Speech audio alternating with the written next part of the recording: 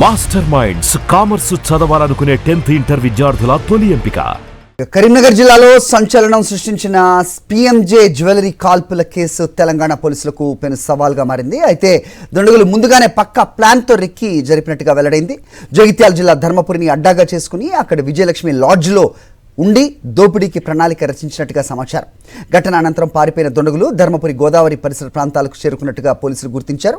అక్కడి వారి బైక్ అలాగే హెల్మెట్ దొరికాయి.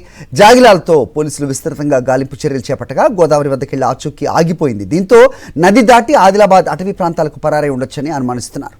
దోపిడీదారులు మెయిన్ రోడ్డు టచ్ చేయకుండా ఎస్ఆర్ఎస్పి కాలువల వెంట గూగుల్ మ్యాప్ సాయంతో ప్రయాణించినట్టుగా పోలీసులు భావిస్తున్నారు.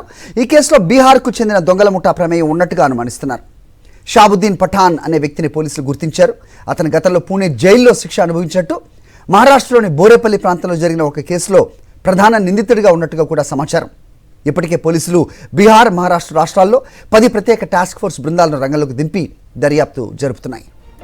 ధర్మపురి పుష్కర ఘాట్ వద్ద దుండగులు బైక్ను వదిలేసి వెళ్లినట్టుగా గుర్తించారు. వాళ్ళు పరారైన పల్సర్ బైక్తో పాటు హెల్మెట్ను వదిలేళ్లారు. దీంతో ధర్మపురి, తుంగూరు గ్రామాల్లో పలుచోట్ల సీసీ ఫుటేజ్ను పోలీసులు పరిశీలిస్తున్నారు. ఎస్ఆర్ఎస్పి కెనాల్ వెంట గ్రామీణ ప్రాంతాల నుంచి దొంగలు పరారైనట్టు తెలుస్తోంది. బీర్పూర్, సారంగపూర్ అటవీ ప్రాంతాన్ని పోలీసులు జల్లెడ పడుతున్నారు. దోపిడీకి పాల్పడింది బీహార్ ముఠా కావడంతో స్పెషల్ టీం అక్కడికి బయలుదేరింది. రైట్, ఇదే అంశంపై అప్డేట్స్ మా కరెస్పాండెంట్ రమణ మరిన్ని వివరాలు ఇస్తారు. రమణ, చెప్పండి. సో టెక్నాలజీ ఓవైపు పుంతలు తొక్కుతుంటే మరోవైపు దొంగలు అదే టెక్నాలజీని వాడి మెయిన్ రోడ్డు కూడా వాడకుండా సో గూగుల్ మ్యాప్స్తో వీళ్ళు ఎస్ఆర్ఎస్పి కాలువ దాటి వెళ్ళినట్టుగా పోలీసులు గుర్తించారని అప్డేట్ చూస్తున్నాం. ఏంటి మీ దగ్గర ఇన్పుట్స్? ఇంకా ఏం చెప్తున్నారు పోలీసులు? ఏదైనా డైవర్ట్ చేస్తున్నారా? 10 బృందాలు వెళ్ళాయి అంటున్నారు బీహార్. ఏంటి మీ దగ్గర ఇన్పుట్స్? అది ఖచ్చితంగా అంటే పిఎంజేకు సంబంధించి జ్యువెలరీ షాప్ లో జరిగిన దోపిడీ ఘటన, కాల్పుల ఘటన అనేది ఒక సంచలనంగా మారిన నేపథ్యంలో మొత్తంగా దోపిడీ దొంగలు పెద్దపల్లిని కేంద్రంగా చేసుకొని మొట్టమొదట ఇక్కడ రంగంలోకి దిగినట్టుగా తెలుస్తుంది. ఈ క్రమంలో గత నెల నుంచే పెద్దపల్లి జిల్లాలో ఒక లాడ్జ్లో, పరమేశ్వర లాడ్జ్లో అక్కడ కేంద్రం చేసుకొని మొత్తంగా ఇక్కడ రెక్కి నిర్వహించారు.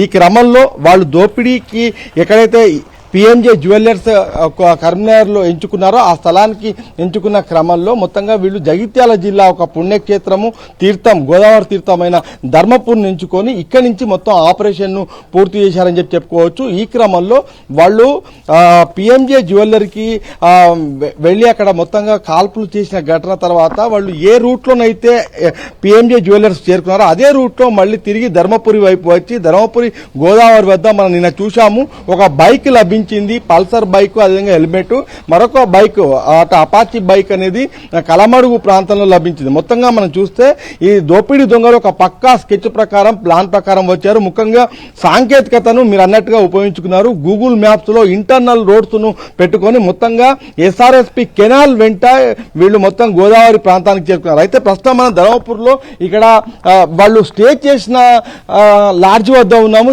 యాత్రికులకు సంబంధించి అద్దెకిచ్చే ఒక వసతి గృహము, నర్ముల గుండయ్య అని చెప్పేసి ఇతను ధర్మపురికి చెందిన వాసి. మొత్తంగా ఇక్కడ ఈ వసతి గృహాన్ని నడుపుతున్న క్రమంలో మే 1వ తేదీన మొత్తం 4 వచ్చారు ముందు, ఆ తర్వాత ఇంకొకరు వచ్చారు. అయితే ఆ తర్వాత ఇంకొక వ్యక్తి కూడా జాయిన్ అయినట్టుగా తెలుస్తుంది. మొత్తం 6 ఉన్నారా, ఇంకా బయట ఇంకెవరైనా ఉన్నారా అనేది తేలాల్సి ఉంది. ఇప్పటికే బీహార్ అదేవిధంగా మహారాష్ట్రకు పోలీసుల బృందాలను పంపించి పెద్ద ఎత్తున ఇప్పుడు గాలింపు చర్యలు చేపట్టారు. అయితే ఇక్కడ మనతో పాటు ఈ లాడ్జ్ ఓనర్ ఉన్నారు. ఒకసారి ఆయనతో మాట్లాడదాం ఏం జరిగిందో. చెప్పండి, అసలు ఏం జరిగింది, ఎప్పుడు వచ్చారు వాళ్ళు? 1వ తారీఖు నాడు 3:25 మధ్యాహ్నం వచ్చారు. వచ్చి ఎందుకంటే నన్ను రూమ్ అడిగారు. వాళ్ళు హిందీలో మాట్లాడారు, నేను హిందీలో మాట్లాడినా. అదే మీ దగ్గర బుక్ ఉంది కదా, ఏం పేరు మీద ఉంది వాళ్ళు? Saurav Kumar and father name Mishra. Jharkhand అని వాళ్ళ ఆధార్ కార్డు తీసుకుని నేనే అందులో ఈ పేపర్ మీద ఎంట్రీ చేసుకున్నా. ఆల్రెడీ డబ్బులు అడిగిన వాళ్ళే నాకు 1200 ఇచ్చారు ఒక రోజుకు. అయితే ఉన్నారు, ఎందుకంటే వచ్చారు 5 వచ్చారు. 5 వచ్చి అందులో 4 ఉన్నారు. మళ్ళీ ఇంకొక ఆయన బయట వెళ్ళిపోయిందట. అది కూడా టీవీ ఫుటేజ్ లో చూసిన తర్వాత మళ్ళీ వాళ్ళు ఎక్కడ తిరిగారు మొదలు ఏం చేసినట్టే అన్నం కావాలన్నారు. ఏమన్నా ఉడిపి హోటల్ ఉందా అంటే అన్నం కావాలంటే నేను ఇక్కడ పక్కనే ఒక హోటల్ ఉంటే అక్కడి నుంచి నా ఫోన్తోనే ఆయన హోటల్ ఆయనకు ఫోన్ తెప్పించి ఆ హోటల్ అయినా నేను ఇద్దరం కలిసి ఆయన రూమ్లకు కొట్టి రూమ్ లకు పోయి ఆ టిఫిన్ ఇచ్చేసాను. మీరు ఆయన వాళ్ళని చూసినప్పుడు మీకు ఏమైనా అనుమానం అనిపించిందా? అనుమానం రాలే, మాతో మంచిగా మాట్లాడండి కదా. ఏదైనా కోపం రుబాబు చేస్తే అనుమానం ఉంటుండే. మంచిగా మాట్లాడండి, ఫ్రెండ్షిప్ లో మాట్లాడండి. వాళ్ళంతా ఎట్లా ఉన్నారు? యంగ్స్టర్సా ఎట్లా ఉన్నారు? ఏజ్ అంటే ఏజ్ వాళ్ళే, యంగ్ ఏం లేదు, ఏజ్ వాళ్ళ లెక్కనే ఉన్నారు. అంటే అందులో ఇంకొక ఇద్దరు యంగ్ లో ఉన్నట్టు ఉన్నారు. ఒక్కనైతే గుర్తుపట్టండి నాకు. పోలీసులు మిమ్మల్ని ఏమడిగారు, మీరేం చెప్పారు? మమ్మల్ని ఏం చెప్పారంటే వాళ్ళు ఎప్పుడు వచ్చారు ఎప్పుడు పోయారని అడిగారు. అవన్నీ చెప్పిన. మళ్ళీ మీరు ఆధార్ కార్డు డీటెయిల్ తీసుకున్నారా? ఇది ముఖ్యంగా ఇక్కడ మనకు ఈ లాడ్జ్ ఓనర్ చెప్తున్న విషయము. మొత్తంగా ప్రత్యక్ష సాక్షులు కూడా ఉన్నారు, వాళ్ళని చూశారు ఇక్కడ.